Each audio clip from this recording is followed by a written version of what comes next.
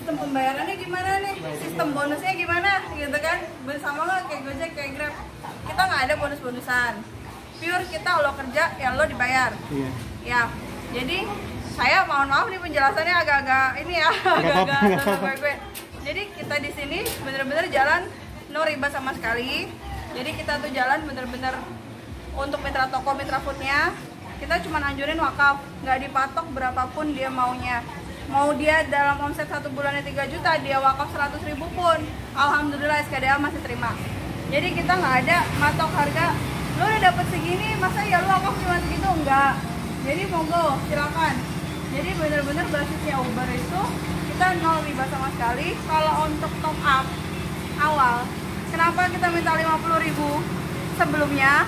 Kita udah pernah ada free saldo nih, kita gratisin semua driver yang 20.000 kita adain. Oke, nggak apa-apa, setiap driver daftar kita kasih 20. Ternyata cuma bikin jebol map doang, nyoba hapus aplikasi, ya tekor dong, kasihan dong foundernya gitu kan. Map kita bayar, makanya dari situ oke, kita top up 50.000, free saldo 20. Nah, free-nya itu bukan riba ya, free-nya itu hanya sebagai reward kita ke driver baru. Jadi besok-besoknya untuk top up nggak akan ada free lagi gitu, intinya sih gitu jadi driver Uber. Jadi nggak ada bonus, memang kita agak kejam, nggak ada bonus, tapi memang yang penting intinya tobat riba itu syarat utamanya. Kita mau motor butut, mau tahun 90-an motor pun kita nggak masalah. Yang penting tuh motor layak jalan, bisa jalan, safety, udah gitu aja sih intinya. Itu ada, mau ditanyain lagi ya? Untuk masuk ke Uber itu ada satu syarat yang saya lihat ada berbeda sedikit antara Gorontalo dan di sini, mungkin masalah SKCK gimana itu? Kalau untuk SKCK itu karena Gorontalo dia hanya untuk safety ya sebenarnya, safety di sana. Karena untuk di sub sebenarnya kalau kita sih nggak masalah sih, karena memang yang penting intinya kita mau dorong orang, rangkul orang, ayo kita tuh benar-benar keluar dari riba, kita usaha ya kan, kita jalanin nih yang ada. Ini aplikasi anak bangsa loh, ngapain sih kita gedein yang punya luar kalau kita sendiri punya, gitu sih intinya, kayak gitu aja. Oke, jadi sekali lagi syaratnya untuk bisa masuk ke Uber driver seperti apa bahasanya kira-kira? Syaratnya satu, intinya bebas riba, bukan bebas ya, tobat riba. Kenapa dibilang nggak boleh pakai motor kreditan? Masuk Uber jangan kredit motor dulu, yang ada aja yang digunain. Jadi kalau memang sudah terlanjur kredit, ya udah terusin. Kalau bisa dipercepat gitu kan, ribanya diselesain gitu. Jadi nggak boleh handphone kreditan. Kalau emang udah terlanjur kredit, ya udah kita cepetin lagi. Ayo nego pokok yuk, kita bayar, dilunasin kalau kita punya uang. Gitu sih Om. Yang penting intinya satu, tobat riba, bener-bener amanah, bener-bener udah jauhin riba. Kita mau usaha, kita mau tough, kita mau move on, kita mau berubah, ayo kita rangkul, kita bantu gitu. Sampai gimana pun kita akan bantu gitu aja. Jadi basicnya ketika orang sudah terlepas dari riba itu, bagaimana caranya, masa dia mau ngutang lagi, nah sekarang itu dikasih usaha gitu kan? Iya betul, jadi emang SKDA itu kenapa bikin program seperti ini, karena selama ini kan kita hanya sharingnya. Iya betul. Sharing-sharing gak ada solusi, ini loh solusinya. Kita jadi, kasih jalan untuk usaha gitu. Jadi udah bebas utang, sekarang kita tinggal berusaha lagi supaya nggak berutang lagi gitu. Kita nggak ngasih uang, kita ngasih peluang, gitu aja sih. Iya betul. Iya kan? Asik banget itu. Iya. Jadi pahit tapi kita punya usaha sendiri, jadi artinya bukan pahit, menjadinya indah akhirnya. Iya betul. Nggak jadi punya usaha utang, udah punya usaha. Kita mau lunasin hutang-hutang tanpa harus kita gali lubang lagi, gitu aja. Iya, nih untuk di Uber driver ya, untuk pembayaran sekarang masih sistem tunai.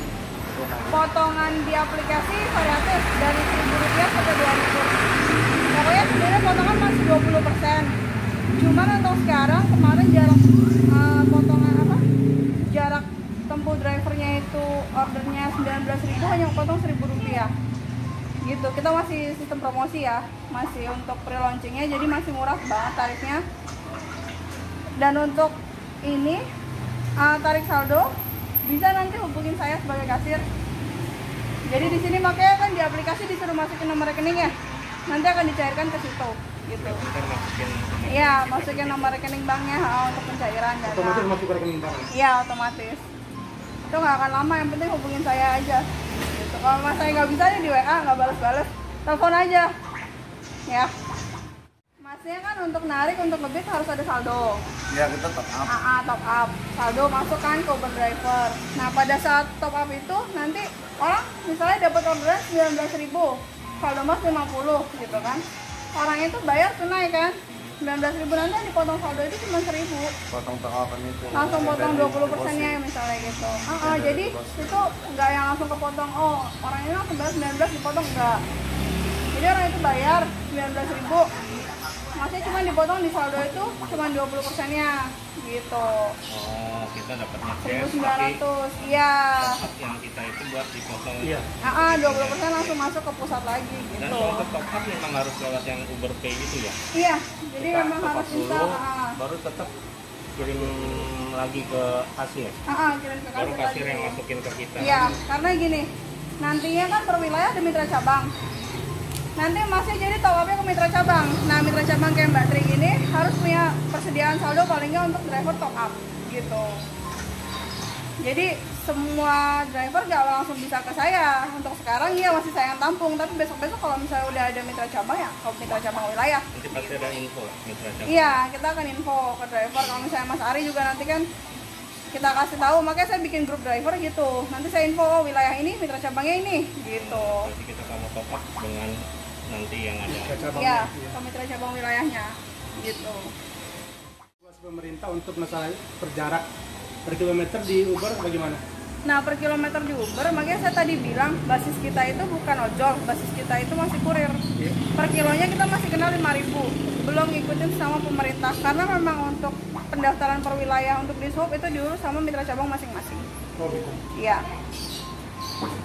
Untuk dapat SK-nya ya itu harus diurus sama mitra cabang masing-masing. Gitu aja. Nanti driver pokoknya taunya beres ke mitra cabang, gitu aja.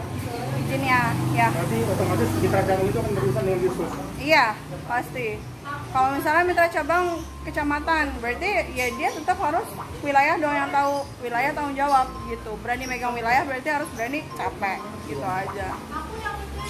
Jadi sekarang untuk sementara Capridon masih handle sendiri dan untuk validasi tiap malam. Hanya tiap malam validasinya. Jadi saya mau daftar pagi pun nanti validasinya malam udah dapat email gitu.